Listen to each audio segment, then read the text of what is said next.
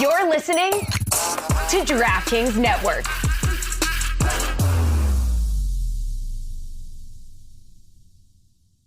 Feeling good about your fantasy draft picks, but not sure what to eat? Make it easy on yourself. Order in on DoorDash. Now you can root for your squad while your food and drinks are on the way. Yes, that means burgers, chips, dips, soda, pizza, wings, and so much more delivered straight to your door. I'm not afraid to admit it, Stugotz. I enjoy when there is genuine tension in these offices. I think creative stuff needs some sparks. The stuff with Tony and Billy is good. And now Jeremy is bumping up against somebody that I don't think many people here have bumped up against. Mike has accrued a great deal of power over here. Mike vetoed me on 4 things this week, and I slinked back in here defeated because he's got a lot of power in the company. And Jeremy continues to badger Mike. Well, that and you trust him. I mean, well, that's why he has a lot of power in the company. Yes. I mean, he protects you from you. He protects me from me. That's what he does. Yes, that's one of the many things that he does. But also what he does is he sort of rises up like a cobra. Like a cobra, his back gets real wide. It's a good strong snake. I like it. Keep going. When the back room dares challenge any of his a garden snake, I would have been pissed. His takes. And Jeremy is doing something that hasn't happened around here real often, where he's saying, "No, Mike, you're kind of wrong about some stuff regarding the Miami Heat, and you're beginning to piss me off with how you go back and forth on the Miami Heat.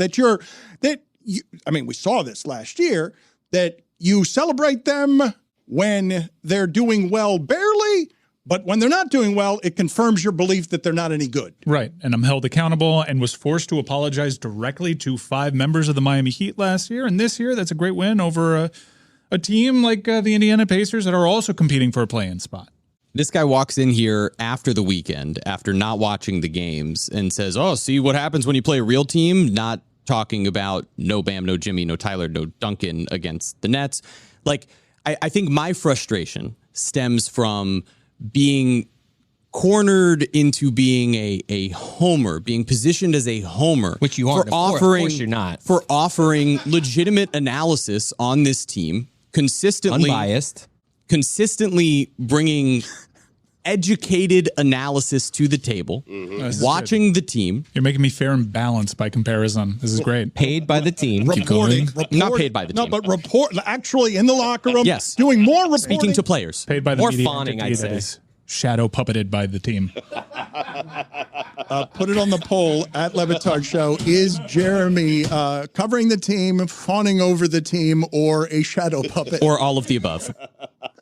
No, because that'll win. I want them to answer the question I'm asking.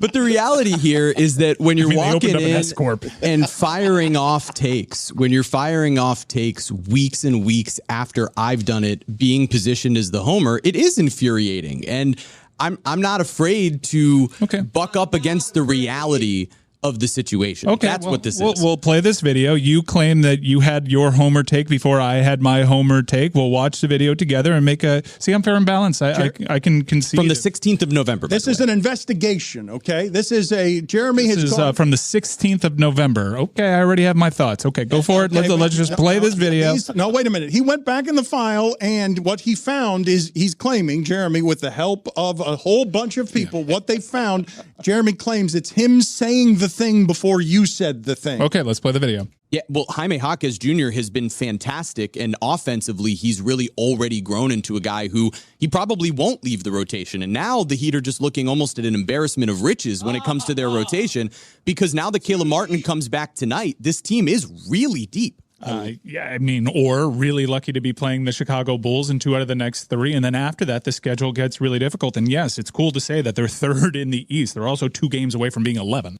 Yeah, I think they're closer to being 11 now. I'm not really sure where you were right there, but whatever it was, I said it before you. I brought Jaime Jaquez Jr. and his offensive development to the table week, bruv. 2 weeks ago. What? I was all over Jaquez. All right. No, you were not. Yeah, no, he's my guy. When was the first time you said it, Mike? I said you can't trade Jaquez for Lillard. No. That's You get Tyler Hero. That is the furthest thing from what happened. True at all. And it's not true. You get Tyler Hero and you'll like it, is what I said. That is not true. That's what I said.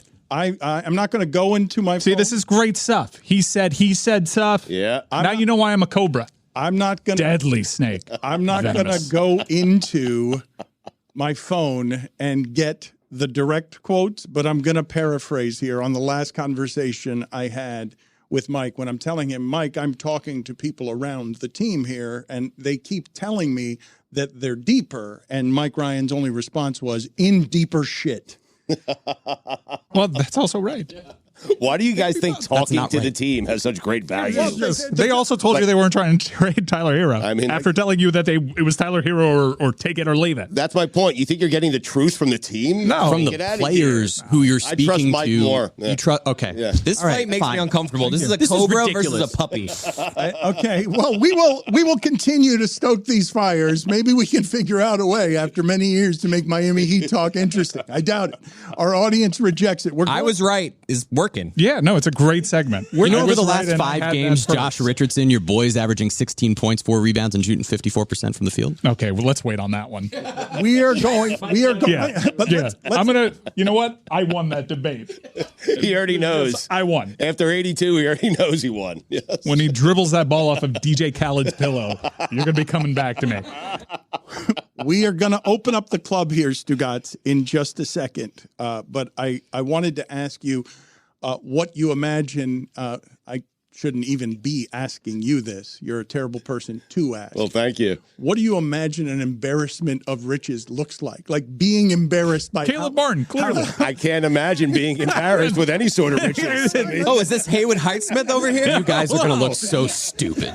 I'm just saying, and to be embarrassed. Oh, I'm so rich. what's there to be embarrassed To about? be embarrassed by your Kevin riches. Love.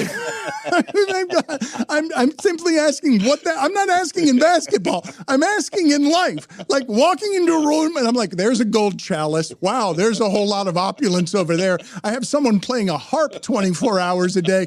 Am I embarrassed? No, not yet. How about a flume that just gives me milk chocolate and gold?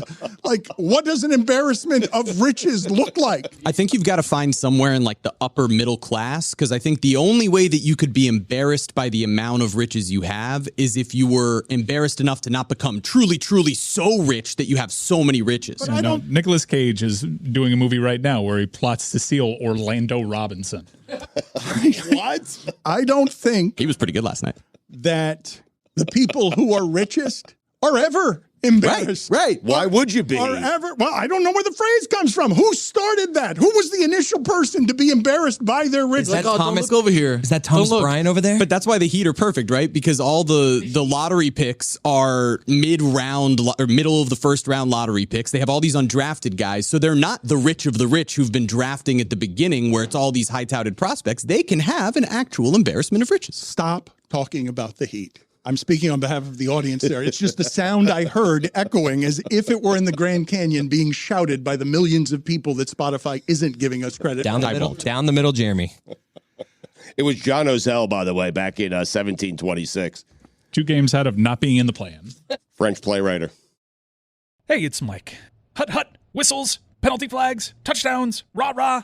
Love all that stuff about football season. But you know what I love the best about football season? It's camaraderie I get when I toast the beautiful white can that holds the key to making football amazing. I'm talking, of course, about Miller Lite. I make it Miller time every time it's football time, and I'm never left disappointed because it is the perfect beer to pair with our national obsession. From kickoff to the final whistle, you just can't go wrong with a Miller Lite in your hand. It's the only light beer with a taste worthy of football. What's the point of having a beer if it doesn't taste like, well, beer? Thankfully, Miller Lite checks all the flavor boxes, and it's only got 96 calories and 3.2 carbs per 12-ounce serving. This season, do what I do. Crack open a light beer that hits your taste buds so hard, you feel it in your heart. And you can scream touchdown and hoorah and all that stuff. Make it Miller time all season long. Get Miller Lite delivered right to your door. Visit MillerLite.com/Dan, or you can find it pretty much anywhere that sells beer. Celebrate responsibly. Miller Brewing Company, Milwaukee, Wisconsin. 96 calories and 3.2 carbs per 12 ounces.